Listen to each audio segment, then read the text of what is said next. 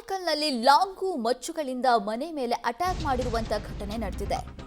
ಬನ್ನೇರುಘಟ್ಟ ಠಾಣಾ ವ್ಯಾಪ್ತಿಯ ಬೋವಿಪಾಳ್ಯದಲ್ಲಿ ನಡೆದಿರುವಂತಹ ಘಟನೆ ಇದು. ಲಾಂಗು ಮಚ್ಚುಗಳಿಂದ ಮನೆ ಮೇಲೆ ಅಟ್ಯಾಕ್ ಮಾಡಿದ್ದಾರಂತೆ ದುಷ್ಕರ್ಮಿಗಳು.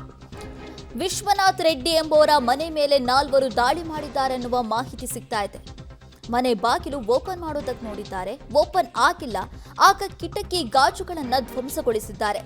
ಜೊತೆಗೆ ವಿಶ್ವನಾಥ್ ಮನೆ ಮುಂದೆ ನಿಲ್ಲಿಸಿದ್ದ ಕಾರಿನ ಗಾಜನ್ನು ಕೂಡ ಪುಡಿ ಕಟ್ಟಿದ್ದಾರಂತೆ ದುಷ್ಕರ್ಮಿಗಳು. ಮಾರಕಾಸ್ತ್ರನ್ನ ಹಿಡ್ಕೊಂಡು ಬಂದಿದ್ದಂಥ 4 ದುಷ್ಕರ್ಮಿಗಳಿಂದ ಈ ಕೃತ್ಯ ಎಸಗಲಾಗಿದೆ. ನಾವು ದೃಶ್ಯದಲ್ಲಿ ಕೂಡ ಗಮನಿಸ್ತಾ ಇದ್ದೀವಿ. ಆ ಮನೆ ಮುಂದೆ ಕಾರನ್ನು ನಿಲ್ಲಿಸಿದ್ರು, ಆ ಕಾರಿನ ಗಾಜುಗಳನ್ನೆಲ್ಲ ಕಂಪ್ಲೀಟ್ ಆಗಿ ಒಡೆದು ಹಾಕಿದ್ದಾರೆ. ಜೊತೆಗೆ ಮನೆ ಕಿಟಕಿಯನ್ನ ಕೂಡ ಒಡೆದು ಹಾಕಿದ್ದಾರೆ.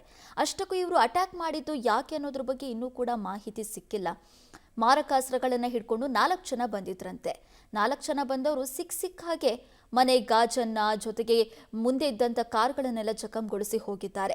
ಮನೆ ಬಾಗ್ಲನ್ನ ಓಪನ್ ಮಾಡೋದಕ್ಕೆ ನೋಡಿದ್ದಾರಂತೆ ಈ ಕೃತ್ಯವನ್ನ ಎಸಗಿರುವಂಥ ದುಷ್ಕರ್ಮಿಗಳು. But open ಮಾಡೋದಕ್ಕಾಗಿಲ್ಲ.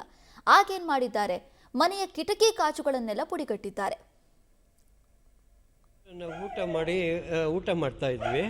4 ಜನ ಒಳಗೆ ಮಚ್ಚುಗಳೆತ್ಕೊಂಡು ಓಡ್ ಬಂದ ತಕ್ಷಣ ನಾವೇನು ಮಾಡಿದ್ರಿ, ಈ ಬಾಗಿಲು ತೆಗೆದು ಓಡ್ ಬಂದು ಬಾಗಿಲು ಹಾಕ್ಬಿಟ್ಟು ನಿಂತ್ಕೊಂಡ್ವಿ. ಎಲ್ಲರೂ ಬಾಗಿಲು ಕಿಟಕಿಗಳು ಇವೆಲ್ಲ ಒಗಡಿತು.